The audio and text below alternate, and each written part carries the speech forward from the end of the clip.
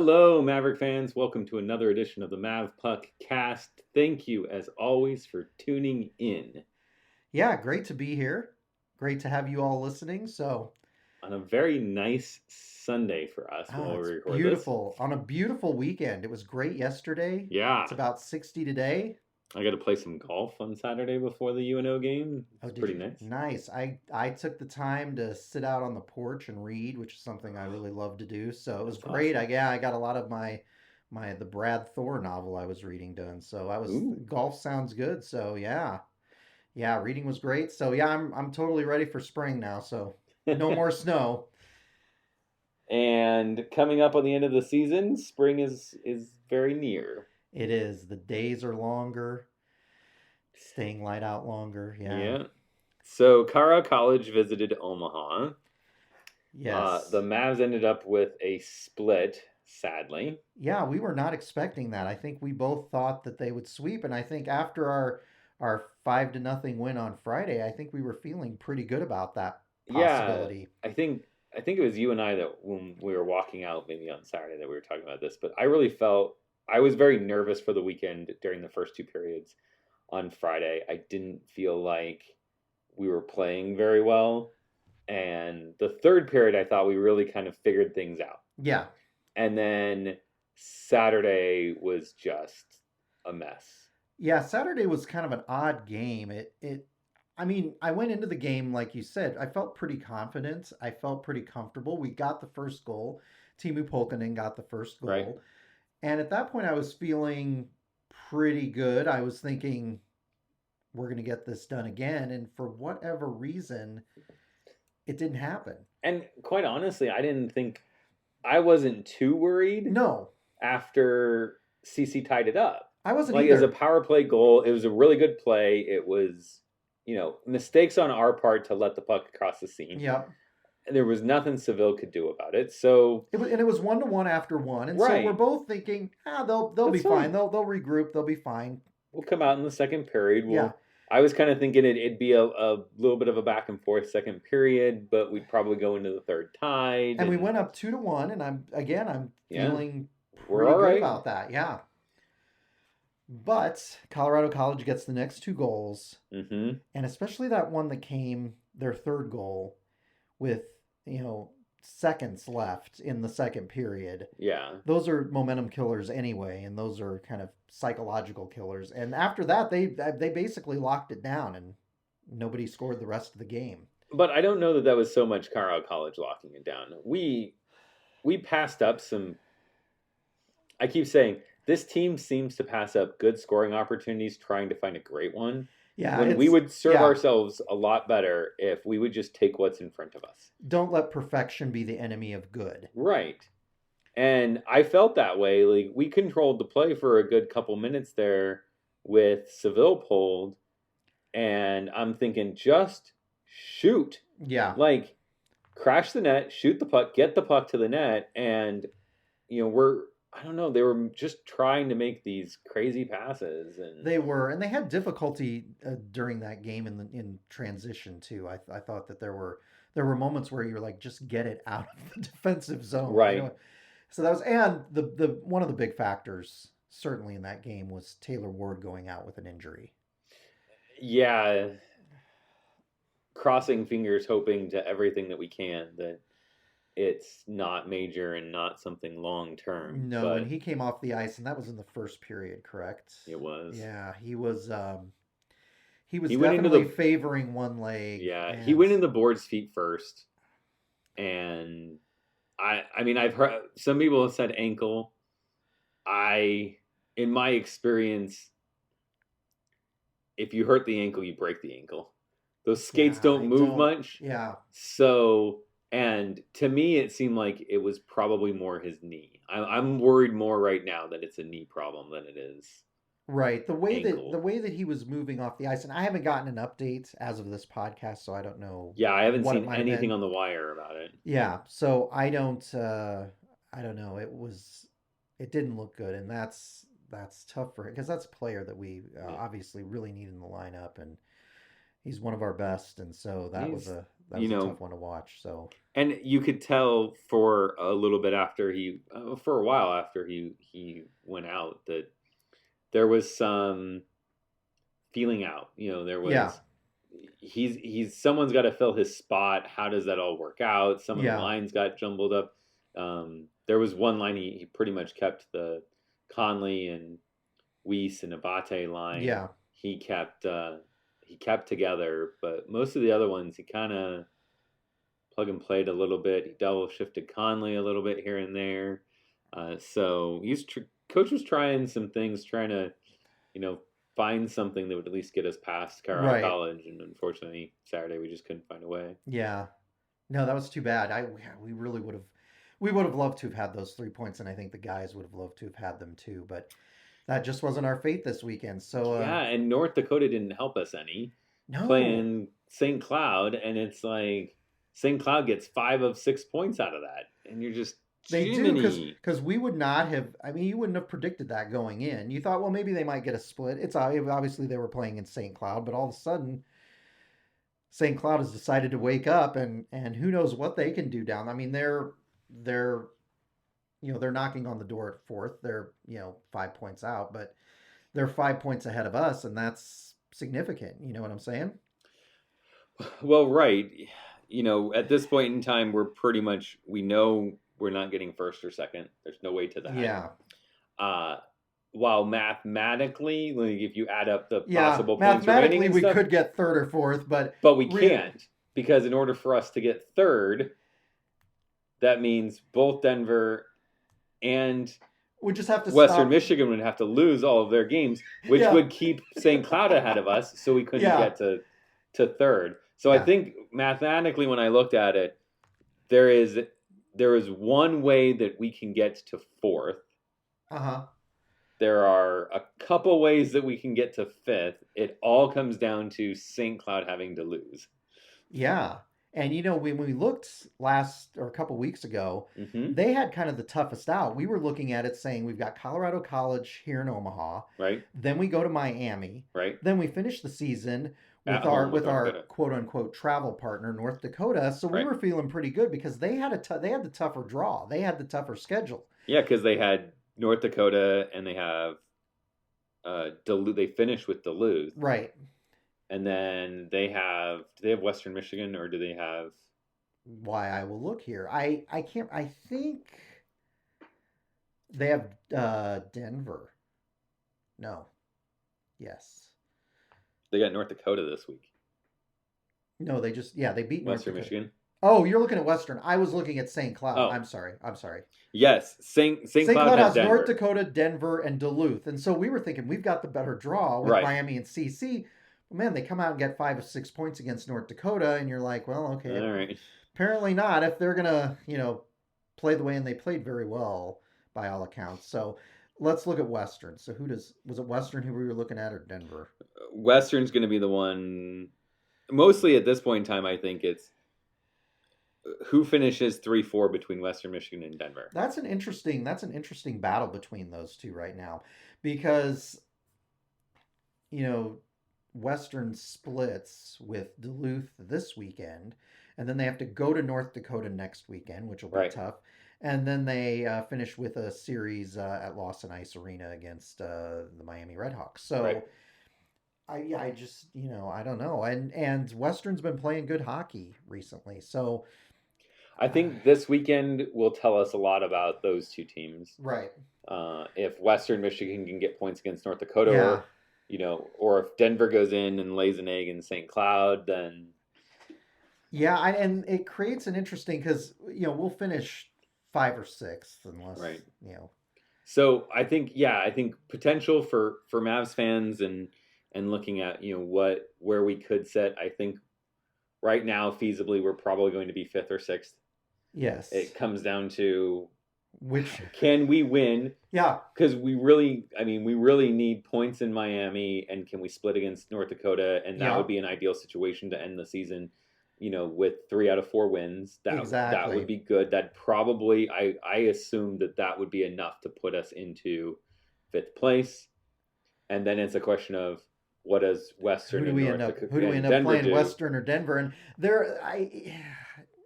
neither is like a truly appealing matchup. I gotta be, and here's the thing: a lot of people look at Western and they're like, "Well, I'd rather go to Western because we haven't had success." Yes, hear that a and, lot. and I understand that to an extent. The from a kind of the mental strategery point of game, we have to remember that Colorado College last season in the first round of the NCHC playoffs went into Western and beat them in 3 games in that best of 3 series. Mm-hmm. And so you got to wonder if they're still pissed off from that, because that was a series that they probably shouldn't have lost, but they did. And so the question is, if we shouldn't go let in that there, happen again, right? is it going to be that type of thing? Like, we Right. shouldn't let that happen again. And then Denver, like we talked about in our one series that we played against them this season, we played them tough, but we still haven't broken through. We were just a few seconds from beating them. And you wonder if there's more motivation for the team to play Denver than there is Western Michigan. You know, Yes. that like, we haven't beat them Yes. kind of mentality, and you know what? This is it. This is the year. This is the time for us to go in and do it. Yeah. So there's a lot to think about there, you know. From a team perspective, I think Denver's a better team. They're definitely a more, I guess I would say that they're a more talented team. I may be eating my words. It's possible Western will just continue and rattle off wins and do great in the NCAA tournament. A lot of times they fade at the end of the season. You and I have talked about that before. Right. Postseason has not been their friend Mm-hmm. the past few years, even though they have had solid regular season finishes. So, yeah, I mean, I guess I'd rather play the team that we, beat during, that we had a victory, against during the season. So, right, as opposed to one that we didn't. But I'll tell you, it's going to be interesting, dude. I guess we'll see. Like I said, this weekend will be very telling, because at the end of the season, at the end of this weekend, there'll be 6 points remaining, and I mean, you'll know very clearly who you can and can't catch, and yeah, we may be sitting there going, it's pretty likely that, because if Denver wins both, Western Michigan loses both, I mean, right there, now you're the only way that Western Michigan leapfrogs Denver is going to be them having to lose both to Colorado College. Yeah. But then again, you could see a scenario where Western goes to North Dakota and loses, and Denver goes to St. Cloud and loses, and then suddenly St. Cloud is in the conversation for 4th place after looking like they were going to be a bottom half finisher. Man, it just becomes more interesting. So, and I'll just throw this out there, even though it's not worth talking about, but UNO, according to USCHO, is currently 25th in the pairwise rankings. So who knows if we can rattle off, 6 more wins? Who knows where we'll be at that point? I think we're looking at an automatic qualifier by winning the tournament. I'll tell you what, though, St. Cloud is 22nd in the pairwise race, so they've got a lot of motivation to try and see if it's a long road. It's a long road to hoe, and Western's currently 15th, which is not a great place to be. So, yeah, there's a lot of interesting stories going on. It would have been, like we talked about, it would have been great to get the sweep at home against CC, but that's just kind of how the season's gone. So, I guess there's no crying over spilled milk here. So a win and a loss. Yep. Player of the weekend. Player of the weekend. I hadn't given it a lot of thought coming into this. Uh-oh. And you I guess you might have given it some thought. I did. Did you? Okay. Does that mean you want me to go first? Yeah, although I think you're going to pick the guy. But go ahead, yes. I'm going to pick the obvious one then. Okay. You got to give it to Seville, his first career, his first Maverick career, his first shutout. Yeah. And I'll tell you what. He played well. He did. Like the first goal Saturday, not his fault. No. There's not very many goaltenders in the world that make that save even 1 out of 10 times. Defensive breakdown there, and that was a wide gaping back door that he gave up. And is on the power play, so plenty of space. I'd say there's probably only one of the goals that I would. The second goal kind of felt he needed to stop. Like, nothing's routine for a goaltender. I hate it when people say, "Oh, that was a routine save." It's like nothing's routine. Always little things. But that was one where I'm kind of like, oh, okay, that was a little soft. Right. The last one was the screen, and I mean, he guessed wrong. Yeah. He leaned right to look around the screen, and when he found the puck, there was no getting back to his left to kind of square and make a save. So, it's an unfortunate way for it to go in, and it was late in the period, but there's on a weekend where he gives up 3 goals, there's only one that I felt he probably would. Yeah, absolutely. No, it was a great weekend for him, and that Friday night performance, I think, and don't underestimate, the folks out there, don't underestimate that performance, because I went back and watched the highlight reel, and there were a number of saves that he made that I had forgotten about, that they were huge saves. Yeah. So no, Isaiah Seville had another great weekend, and he was big this weekend, so he is worthwhile. I'm gonna go. Okay. I'm going to go with a player that I should probably just start calling him Mr. Dependable. I think Kevin Conley is who I'm going to go with this weekend. He had a solid weekend on Friday nights. He had a goal and an assist. And I'll just tell you, we got a chance to meet him at the dinner with the Mavs, which we'll talk about. But again, I was impressed both nights with him. Again, he's probably our most consistent player, and he had one of the goals on Saturday night. So I would say one of our most consistent players this year. I think he's been it's been a real key to our success that we've had, has been his play, along with some of the other returning guys like Ward and whatnot. So I'm going with Kevin Conley. I don't know what's going to happen. Obviously, we're not a part of the team, so our vote doesn't matter in this. But next year, he's my vote for captain. Okay, so he is. Watching him at the dinner was one of the things that kind of solidified it for me, and talking to him, and But I think I have a feeling, at least, that he's more of a leader than we give him credit for. Yeah, I feel like there's a real maturity level there with him. Yeah, and one of my friends from back in Denver said that was one of the reasons why, at least why the fans and the followers and stuff at DU were upset that he left, was the expectation was that he was going to be the captain the year he left. Okay. So obviously, there was some respect in that program for his work ethic and his attitude. No, he's been terrific. Absolutely been terrific this season. So, and we didn't pick him. I don't know that he even. I'm trying to think if he even made the. Oh no, he did, because he got the last goal. Scanlon.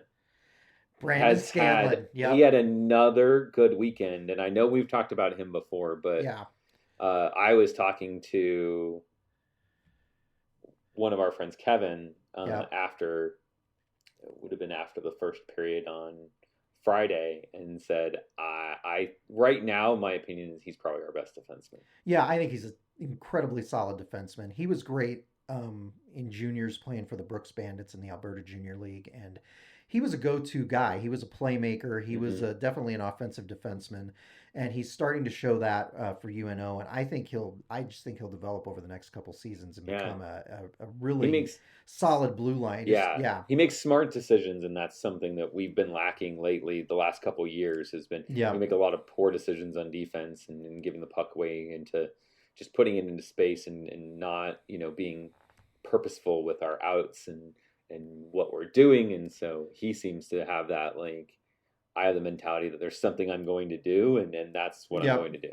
I'm not just gonna throw the puck around. Yeah, it seems like Coach Gabinet and the staff are bringing in some really, really smart, high IQ blue liners, and that's really something that this team needs. So Brandon Scanlon's a great player. So good weekend for him, and ultimately it didn't turn out the way we wanted to, but it's still a work in progress, as we said. So they'll get back on track. He'll be fine. So you mentioned the dinner with Mavs. Let's talk a little bit about that. Another opportunity for us. This is the third time this season they've done. Yes. The Blue Line Club's done this event where that was February 20th. Yep. Where we get to sit down with the team, have dinner. Yep. A couple players sit at the table. Yeah. And as you mentioned, we had Conley at our table, and my buddy Weiss. Yeah. And Bridget and Jolene went and got him. Yeah, that Asked if they'd sit with us. Jason and I I would was never okay do with. that. Jason, I was okay with whoever. yeah, I And was too. It's fun to I get mean, to there's meet. so Yeah, many players that I want to sit with, so like yeah. I we so have many to players I rotate don't know. through on Yeah, things. we got to work on this. Thankfully, we had 3 dinners this year, so we got to sit with Yeah. some good guys. So yeah, that was just sitting with Kevin Conley. I just kind of knew him from his picture a little bit. I don't think we've ever talked to him, and it was fun to get to visit with him. Seems like a really good guy. He shaved mustache, so Yeah, he was light on the facial hair this time. yeah, it looks a He little said it younger was with that. starting to get a little A difficult to maintain. little So scraggly, yeah. Food in the mustache, yeah. yeah, I like that He was comment. good, and Tyler Weiss, we've chatted with him before. He's one of our favorite young players on the team, so it was good to get Yeah. chat. You chatted with him a lot because you were sitting next to him. Yeah, you Yeah, did. I mean, obviously being an Avs draft pick and me being A a big Colorado Avs fan. fan, Yep. like there's he can throw names and he knows that I'm going to know what he's talking Yeah. about, and so there's that common common bond there.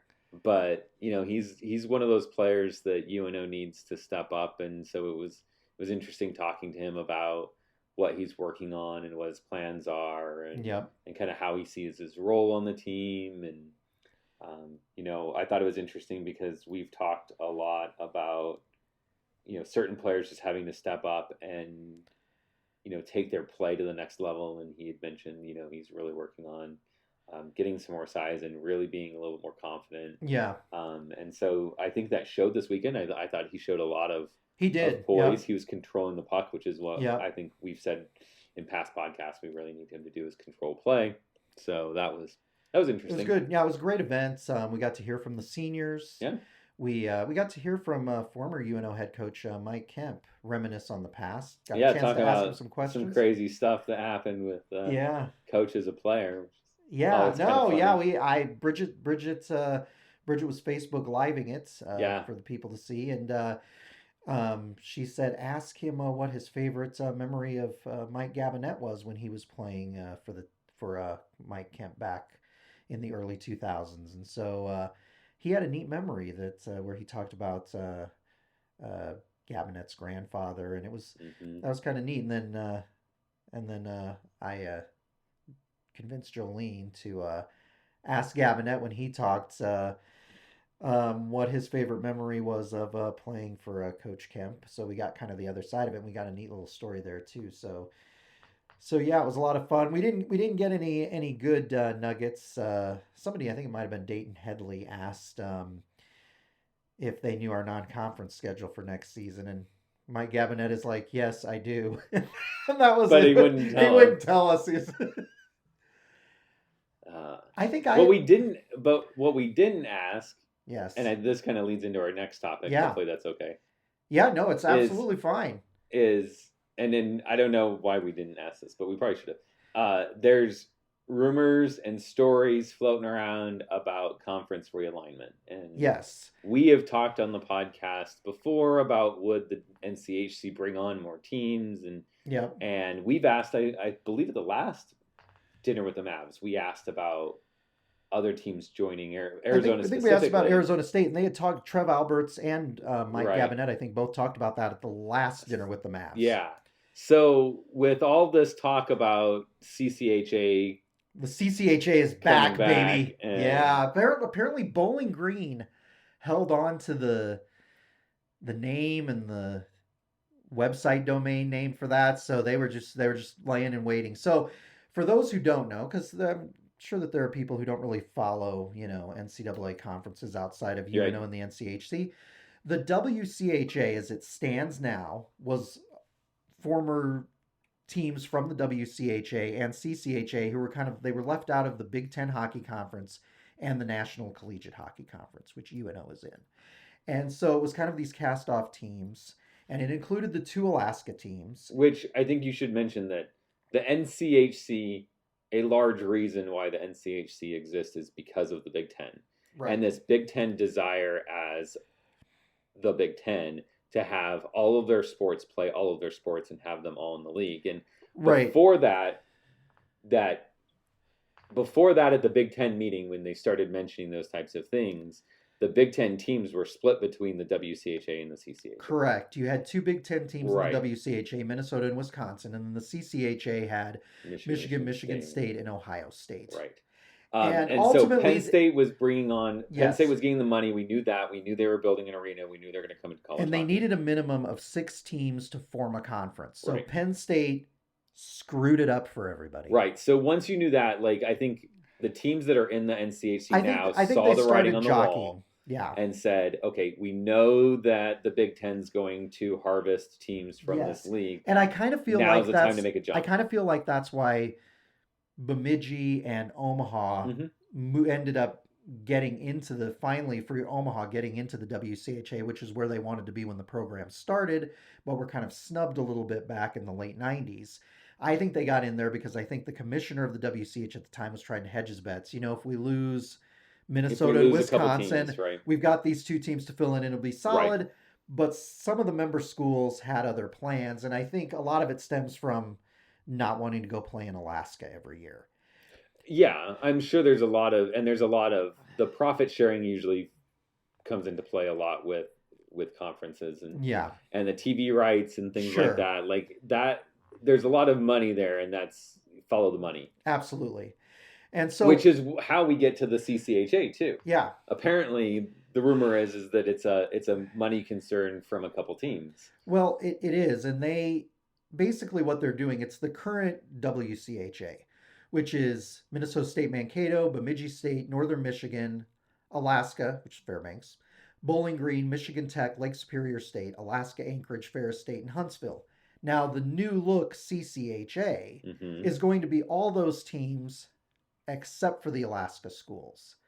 So the Alaska schools are getting snubbed. And that's honestly, like you were talking about with the money and travel costs and everything else, that's part of the reason the NCHC formed, is I think they didn't want to have to deal with the Alaska schools in part. And I mean, if you look at it, the schools are all fairly close together. Yeah. So anyway, all of those schools came into play and they formed the new CCHA. It's a new old name for them. And I don't know, it's kind of interesting to see where things are. I mean, it's kind of sad for the Alaska schools because at the end of the day, without a conference, those two institutions might struggle to survive. I know both have had financial problems over the years and, you know. So, I mean, do you really think that, I don't know that Alaska schools can support themselves independent. I don't think they can.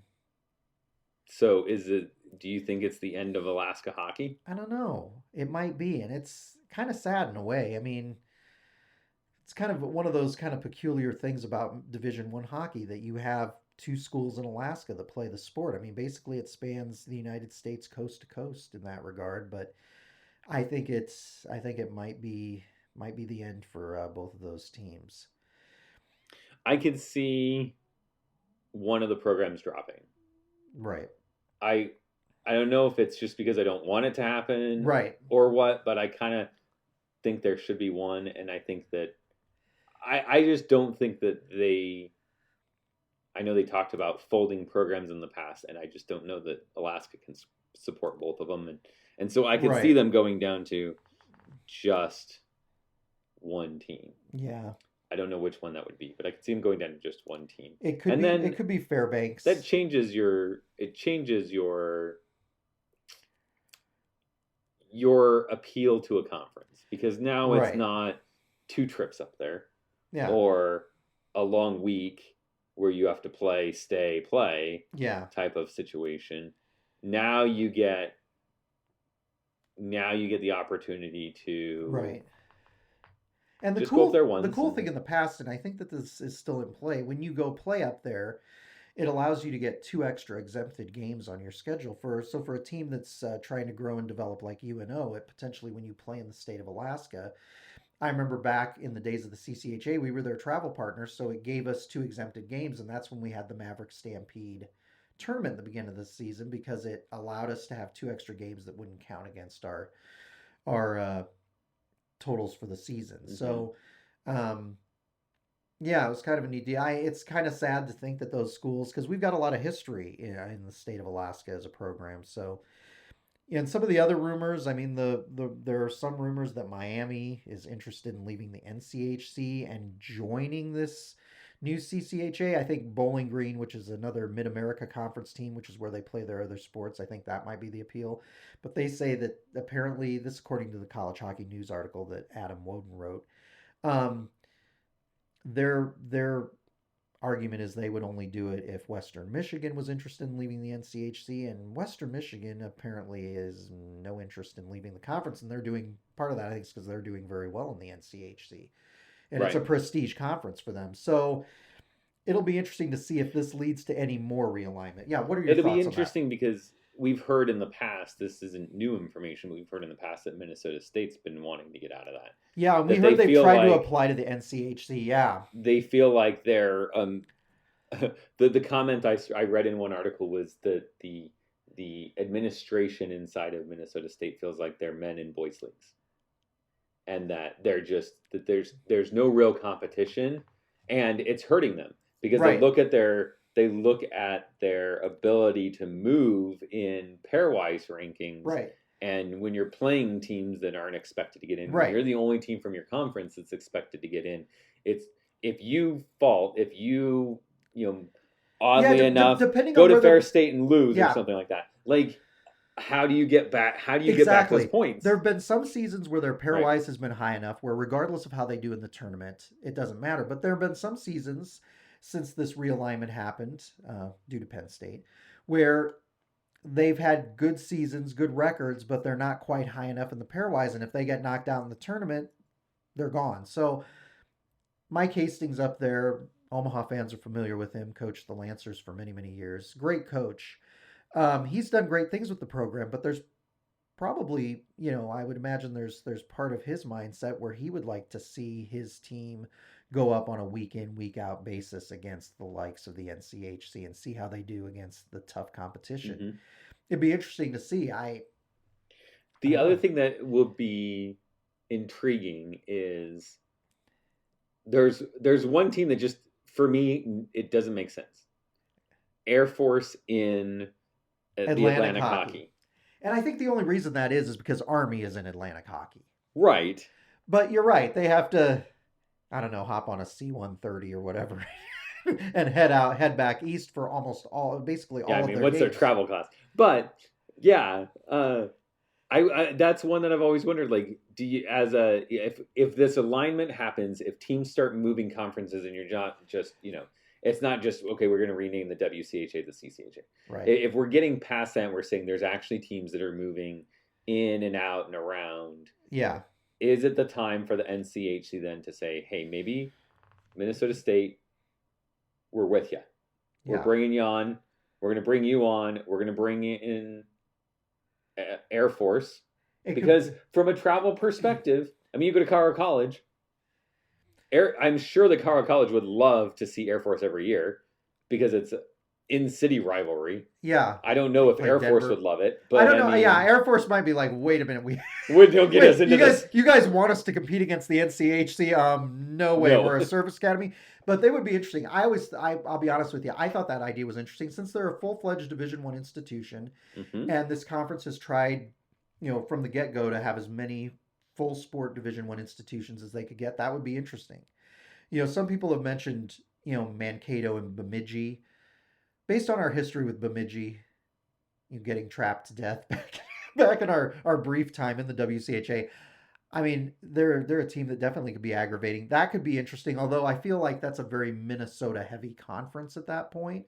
So I would like to kind of break it up and mix it up a little bit more. But it would be interesting if you bring Mankato and Air Force, or Mankato, and then this is the big one that makes everyone cringe, but if you brought Mankato and Arizona State into the conference, it could create a really interesting...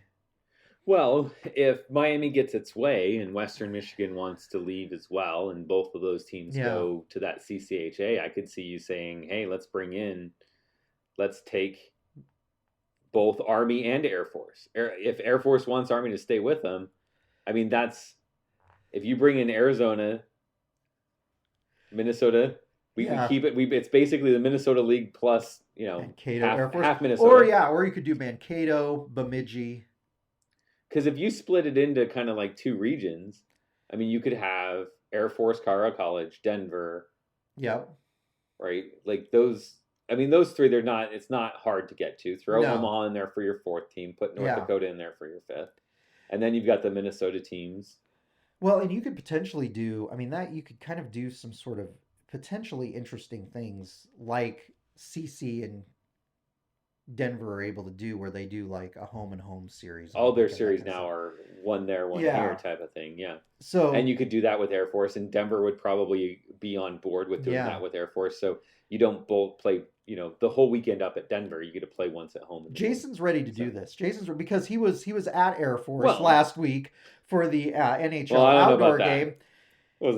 That wasn't he didn't get to see Air Force and CC play, but yeah, that could be they could do another outdoor game there. They could have the NCHC outdoor tournament. Yeah, we're not buying that. I'm not ready Air to Force do needs to figure some stuff out before we do that. But yeah, it would be very interesting. I just don't. I think part of Miami's mindset, if that is indeed true, I think part of it just stems from the fact that they just haven't had a lot of success in the NCHC, and maybe they're thinking in a conference that they could be like a Mankato where they could have success. It might not translate into the world's highest pairwise, but it might help them fill seats, winning 20-some games a season. You know what I'm saying? I mean, it's hard to say what will happen. And maybe nothing will happen. Maybe this realignment will happen and the Alaska schools will die, and that'll be that. If you think about it because the other thing I think people start telling me like, oh, this is going to happen, or I want this happen, or bring on this school and stuff. Like, you have to start thinking about like, really, there's so much to think about. You have to think about how does a tournament structure look, right? Yep. And if they did a 10-team NCHC, it creates a funky kind of. No, it really doesn't though, because if you split it 5 and 5, and then you can do your WCHA final, where the NCHC. Right now, it's 4 teams that get to the NCHC, but you could go back to like the WCHA final 5 again, which you're not excited about doing. I'm not. I was never a fan of that. What I would do is I would do basically one out. Regular season, you've got 5 teams and 5 teams. So the top 4 teams in each side go to the tournament. The bottom team on each side, season's over. No postseason. Okay, so basically the 2 teams every year, but the top 8 teams in the conference, get to play in the tournament. You could do that and actually do it. I guess I assume that the universities wouldn't want to do this because they like the home, and you could do it. The top 2 teams in the East play the bottom 2 teams in the East, and the top 2 teams in the West play the bottom 2 teams in the West at their home site. But I assume that the universities wouldn't want to give up home site first rounds, right? But you could do everyone in Minnesota at the Xcel Energy Center, and I'll be interested to see how an 8-team tournament all the way through. It's really those neutral site tournaments. I think are a lot of fun. We went to the CCHA finals for a couple of years when UNO was in that conference at Joe Louis Arena in Detroit. It was a lot of fun, and we went up last year to the NCHC Frozen Face-Off, and I know you've been to that too. I wonder how long those neutral site conference tournament championships will be around. Obviously, the Big Ten has gotten rid of it. The WCHA has gotten rid of it. Those 2 conferences have just gone with campus sites. Hockey East isn't attracting as many fans to the Garden as they used to for the Hockey East finals. So you do wonder if they'll all go with campus sites at some point down the road, which would be kind of sad. It'd definitely be advantageous for the upper teams in the conference, but it wouldn't.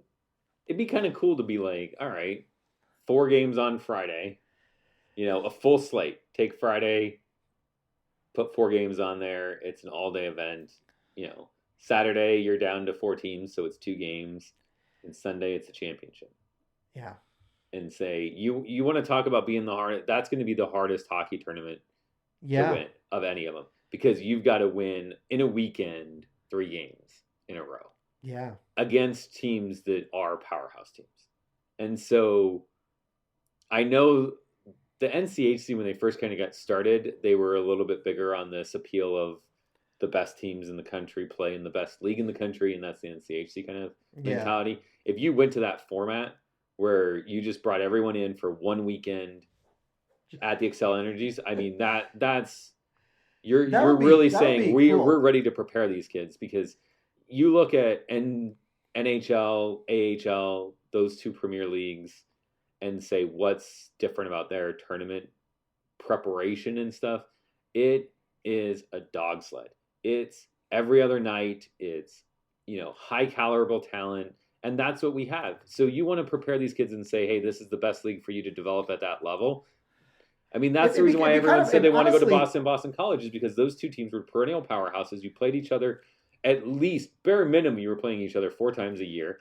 And it was, you want to be prepared for the NHL, you've got to play against the best players, and the best players play at Boston College, and that's why you should go to one of the schools. It'd definitely be interesting. I like that idea of just bring all 8 teams, single elimination tournament, no best. Right. Obviously, they wouldn't. I'm sure they wouldn't want to do this because they make money off the home site stuff. I get that, but just from a pure fan point of view, that'd be awesome every year. Oh yeah, that'd be awesome to have that thing. And it's one weekend, so from a planning perspective, I can just say, look, I'm taking this Friday off every year. Friday, Saturday, I'm Sunday, go there. Home Monday. Yeah, it's those 3 days. Friday. Well, and you could do a matinee game on Sunday with a championship, so we can all travel back on Sunday afternoon and not have to miss work on Monday. Oh yeah, you could. Yeah, you could do like a noon game or whatever. Yeah. No, it'd be great. I mean, a single elimination, because do you imagine? I mean, it'd be like the NCAA tournament in a way. It's like a precursor to it, right? Boom! Because if you go in there knowing I'm the lowest seed like this year, if you're Miami or Colorado College, whoever ends the lowest, and you got to go in there and play North Dakota that first game, one game, you might be able to take them down. You know what I'm saying? Right. It's a neutral site deal. That'd be a lot of fun. So if we get our way, we're bringing them all. Everybody's going to St. Paul, and we're getting this thing. Yeah. I mean, you talk about TV rights and stuff. I mean, tell me that ESPN wouldn't look at that going, I've got Denver, North Dakota playing on a Friday at 1:00 in the afternoon. What else am I going to put on ESPNU? Yeah, exactly. Right? Yeah. I mean, you want content. Here's high quality caliber, NCAA hockey the week before the NCAA playoffs start. Yeah. In an arena that is built for that caliber of broadcast. So you're not having to go to a university that maybe put in new equipment or something. No, you're in an NHL arena. Yeah. Yeah, it'd be fun. So Jason and I would like that, because we'd go every year. Yeah, we'd go every year and watch UNO, and win or lose, it'd be a great tournament to go and just have fun. So there you got it. NCHC, and you know what you need to do. You need to listen to us and implement our crazy strategies. That's right. So on to next week, right? Yeah, speaking of taking a trip, Miami and their CCHA ambitions potentially, we got to head into Miami to take on the RedHawks. How you feeling about this series? I felt better when we had Ward in our lineup. I felt better when we had. I don't know this. It's hard to know, not knowing the fate of Taylor Ward. I don't know what to pick in this series. Plus, in addition, not getting the sweep of CC, which I hate to count my chickens before they're hatched, but I did, and I picked them to sweep. It's hard to know going into this game. It's does UNO have the motivation to keep it going? Or are they going to be like, well, we're 5th or 6th anyway? Remember, we only got 1 point when they came here. We did. I know that was a missed opportunity last fall. And I say we talked about that. That's the type of series that when we were going to look back on the end of the year, we were talking about this before, I think at one of the games, that I look back to that series and say, we don't have a chance at home ice because of those 2 games. Here's one of the things I will tell you. Other than a tie against Western where they won in the 3-on-3 period to get the extra point, they haven't won a game since January 10th at Colorado College. I'm just throwing that out there. They played some really good teams. They played North Dakota, Denver, St. Cloud, Western, and then they just played Denver this last weekend again. So I don't know how you see it going. I don't know whether to be bold or not. I think I'm just gonna go. I'm just gonna say, not knowing the status of Taylor Ward, I'm gonna say we split at Miami. I think we split out there last season. I'm gonna say we split this series. Get 3 points. I'd like to call the sweep. We should be able to. We're capable of sweeping them, but It's certainly a possibility that we do. I would be with you. I think that we split. I don't foresee us having Ward. And without him, I got a feeling that we're still going to be finding our way a little bit. a little bit. Granted, they'll have a week to practice, Yeah. assuming that scenario comes into play. But he's such a he is such He a was key plug and play. player. He worked on Yeah, a lot of different lines. He worked with he a lot of different did, players, and and he knows how to you get know the puck where it needs to be. we're not rich in chemistry on this team. Like it, I've started to see Conley and Weiss find a little bit Yeah, of it's chemistry. definitely better than it was Um, last season. But Ward and Abate seem to have a good yeah, gelling. So now without Ward, it's like, well, right now you got Abate on a line with Conley and Weiss. You have to move him off to try to find him someone else to, create some scoring depth, because from what we saw this weekend after Ward went down, I would have said this team is now a little one-dimensional. It yeah, seemed like we relied pretty heavily on that line of Conley, Abate, and Weiss, and where does it go from there? I have no idea. Yeah, it'll be fascinating to see what happens. And hopefully, if he's not in this weekend, hopefully we get him back for North Dakota. Yeah. But And so you're looking at it and saying some guys are, we need some guys to step up. yeah, we definitely do Primo need some guys. and And Weiss, quite honestly, we need those guys to. Conley's, that line has to be productive. Yep. Like they can't have an off night. They can't underperform. They're going to have to be on their game every night, and that's a lot of pressure to put on. A freshman, a sophomore, and a junior. Yeah. Exactly. It's not a senior line. Like, I know. So yeah, it's going to potentially be challenging. I'm going with the split. I'll be with you. I'll go with the split. So, win Friday, lose Saturday, or win Saturday, lose Friday? I'm going to say that we win Saturday. Or maybe not. No, I'm not going to do that. I'm going to say that we win Friday and lose Saturday. You're like, that was just as thanks, John, for being completely indecisive on that thing. But yes. I think we win on Sunday, and I don't. Here's what I'll tell you. Yes, I'm going to say we win Friday and we lose Saturday. And here's why. Okay. Saturday will be senior night in Oxford for that game. Okay. And senior night, the last home game of the season, I always feel like the home team plays with a little bit more emotion than they normally do. So that's what I'm sensing will happen. Interesting, because I was going to, for the same reason, I was going to say the opposite. Okay. I was thinking that we go in there and I'm thinking we perform well, but we lose on Friday. Okay. But then because it's senior night, usually they're a little amped and things are a little too emotional. You're holding your stick a little too tight. Okay.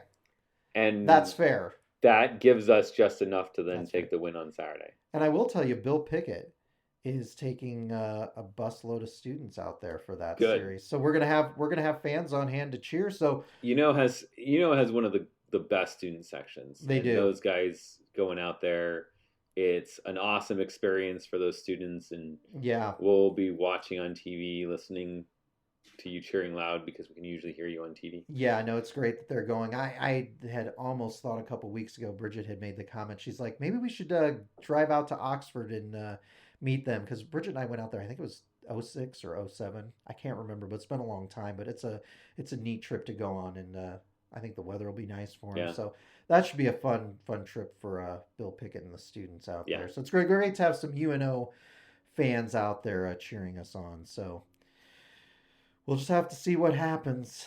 But until next time, Follow Mavpuck on Facebook. Follow Mavpuck on Twitter. If you want to hear if you want to hear back episodes of this podcast and hear me not able to talk, you can find those under the podcast tab at mavpuck.com. So until next time, go Mavs. Go Mavs.